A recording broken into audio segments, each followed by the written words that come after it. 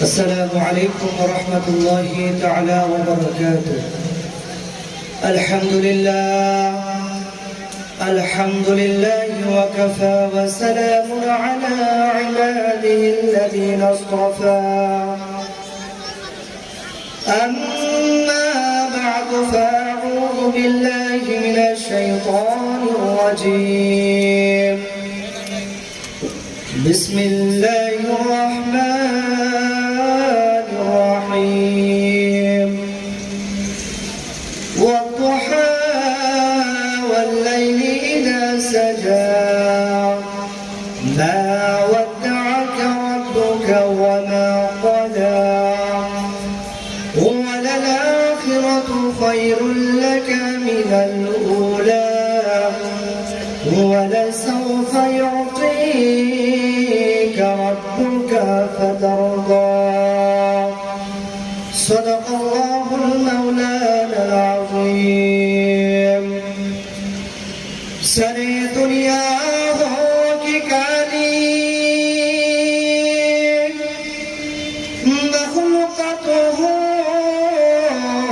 سب قلوب. سر دنیا ہو کی کالی مخلوقات ہو سب قلوب.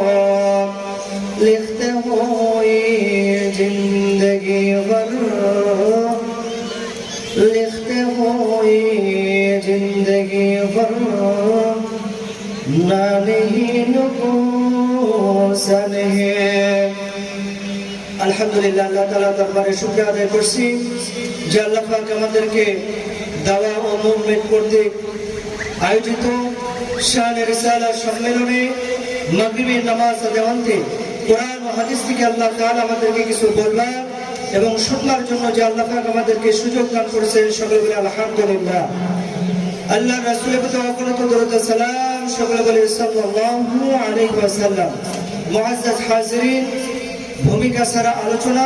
আমি আল্লাহ সুবহানাহু ওয়া তাআলার মহাগ্রন্থ আল কোরআনুল কারীমের সূরাতুল দুহা থেকে 4টি আয়াত কারিমা তেলাওয়াত করেছি.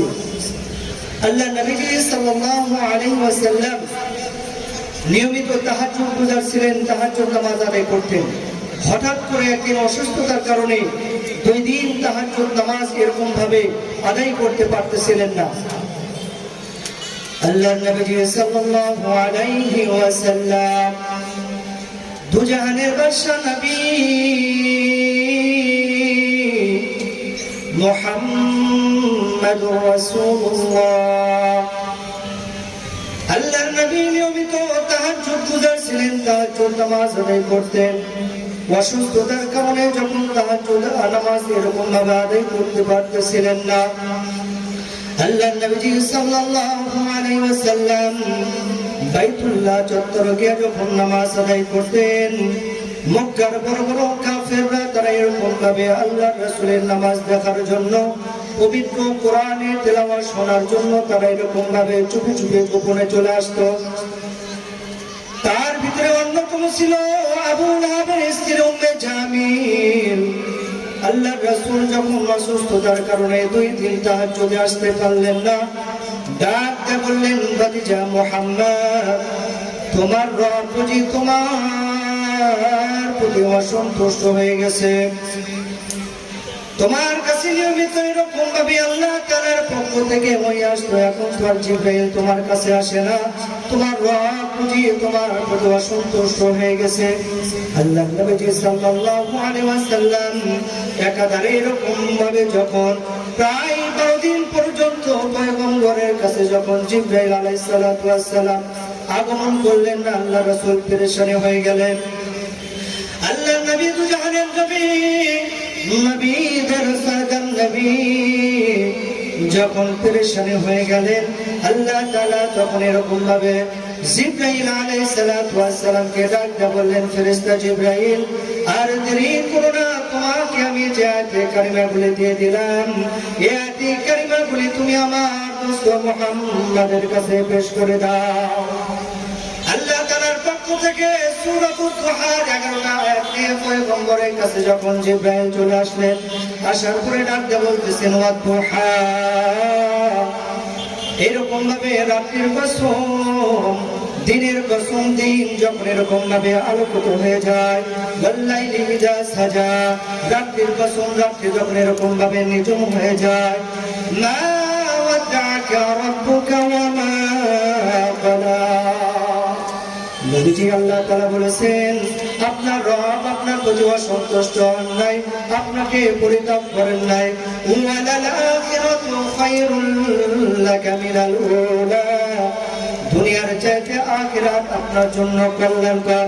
মুসলমান ইমানদার আল্লাহর গোলাম, আল্লাহর নবী যখন এরকম ভাবে মদিনার কাফেরদের কাছে যখন কালেমার দাওয়াত দিয়ে যাইতেছিলেন, নবীজি সাল্লাল্লাহু আলাইহি ওয়াসাল্লাম তার চাচার কাছে যখন গেলেন, আবু জাহেল ডাক দিয়ে বলতেছে, আমার ভাতিজা মুহাম্মদ, তুমি বলো তোমার রব সব কিছু করতে পারে, তোমার রবের পারমিশনে এরকম ভাবে সূর্য ওঠে, তোমার রবের পারমিশনে সূর্য ডুবে যায়, চন্দ্র ওঠে, চন্দ্র ডুবে যায়, তোমার রব যদি দুনিয়ার ভিতরে সব কিছু এরকম ভাবে করতে পারে, ভাতিজা তোমার কাছে আমি জানতে চাই, এই যে আমাদের মাঝে যে সাফা মারওয়া পাহাড় রয়েছে, এই সাফা পাহাড় যদি তোমার রব এরকম ভাবে স্বর্ণ দ্বারা পরিবর্তন করে দিতে পারে, ভাতিজা তোমার কাছে ওয়াদা করলাম, আমি তোমার হাতে কালেমা পড়ে ঈমান গ্রহণ করব।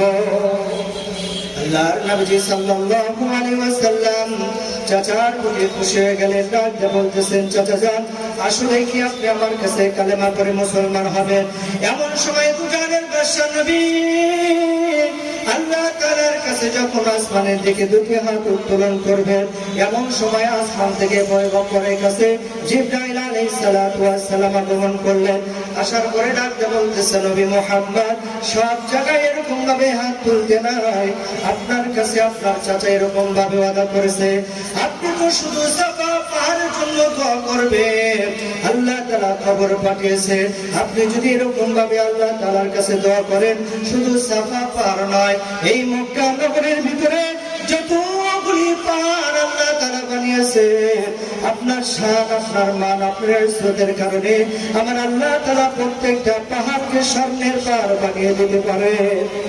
কিন্তু কি হবে, আপনি যতই আল্লাহ তাআলার কাছে দোয়া করেন, তারপরেও আপনার চাচা এরকম ভাবে কালেমা পড়বে না, কারণ আপনি শুধু তার জবানের কথা শুনেছেন, অন্তরের কথা শোনেন নাই।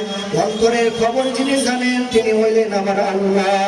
আমার আল্লাহ তাআলা ডাক দিয়ে বলেন, আমার হাবিবের সম্মানে যদি আমি সমস্ত পাহাড়কে এরকম ভাবে স্বর্ণ দ্বারা পরিবর্তন করে দিই, তারপরেও তার চাচা কোনদিন কালেমা পড়ে মুসলমান হবে না। সম্মানিত হাজিরিন, সময় সংক্ষেপের কারণে আমার আলোচনা আমি এখানে ইতি টানতেছি। আজকের এই মাহফিলের সফলতা কামনা করে, এই কথাগুলির উপরে আমল করা নিয়ত করে আল্লাহ তাআলা আমাদেরকে প্রত্যেককে কবুল করুন। ওয়া আখিরু দাওয়ানা আলহামদুলিল্লাহি রাব্বিল আলামিন। আসসালামু আলাইকুম ওয়া রাহমাতুল্লাহি ওয়া বারাকাতুহু।